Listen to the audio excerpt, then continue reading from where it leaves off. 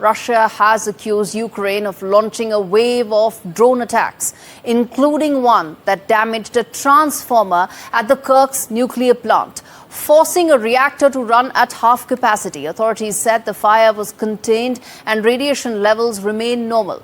Moscow claims nearly hundreds of drones were intercepted across multiple regions, including near St. Petersburg. Ukraine did not officially comment on this, but said that it struck back against Russian targets as the country marked Independence Day.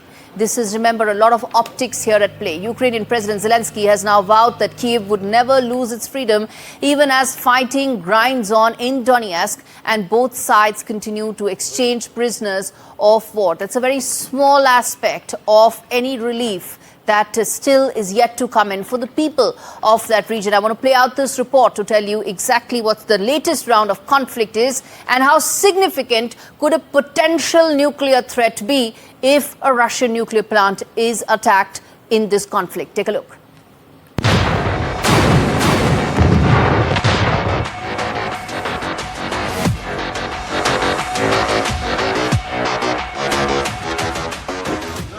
Hundreds of thousands dead. Peace talks stalled, and Europe's deadliest war since World War II still rages on. And recently, a dangerous new front emerged. Russia accused Ukraine of launching drone strikes that ignited a fire at a nuclear power plant. Russian officials say several power and energy facilities were targeted. The fire was quickly extinguished with no injuries reported and radiation levels remain normal. But the larger picture, it's far from harmless.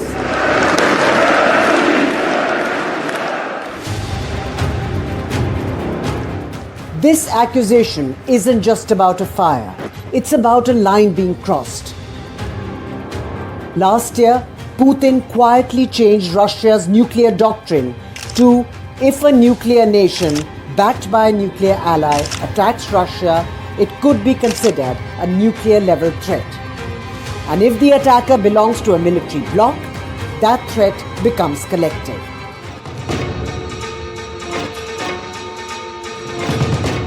So as foreign weapons pour into Ukraine, Russia is watching every move.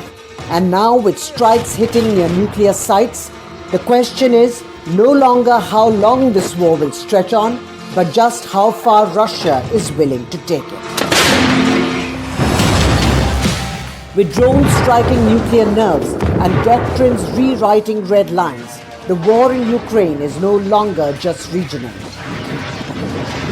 It poses a threat to go radioactive. Так б'є справедливість. Так б'є Україна, коли її заклики до миру не чують. Скільки разів ми пропонували припинення вогню, скільки разів ми казали, ми хочемо тиші, ми прагнемо миру. Bureau Report, NDTV.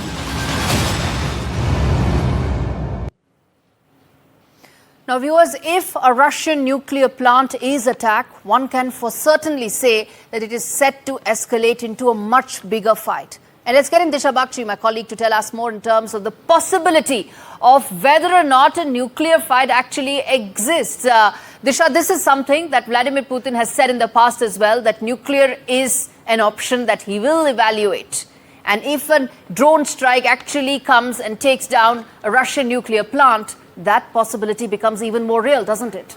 Absolutely, Gauri, because look, this new phase of the Russia-Ukraine war, where now Moscow has accused Ukraine of striking its nuclear sites, really brings it to a dangerous new phase where there's no really red line anymore. There's nothing that both sides are not willing to do in order to gain back territory. And especially this nuclear site, which is in Kursk, which is a very crucial territory and has been a very major war front between Russia and Ukraine in the past 3 years, which is why the strike was even more important. And now Moscow has said that after the strike, their nuclear power plant's capacity and its capabilities have gone down to 50%. So definitely a major impact on this nuclear plant.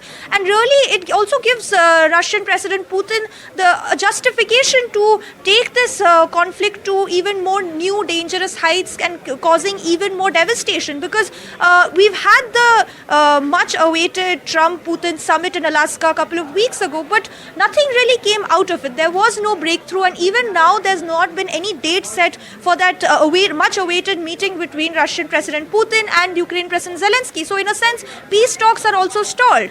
And now Ukraine going ahead and striking Russian nuclear sites really gives the Kremlin the opportunity to say, hey, look, that you are striking our nuclear sites, so we're going to hit back in equal measure. So really it brings this conflict to a very, very dangerous new height.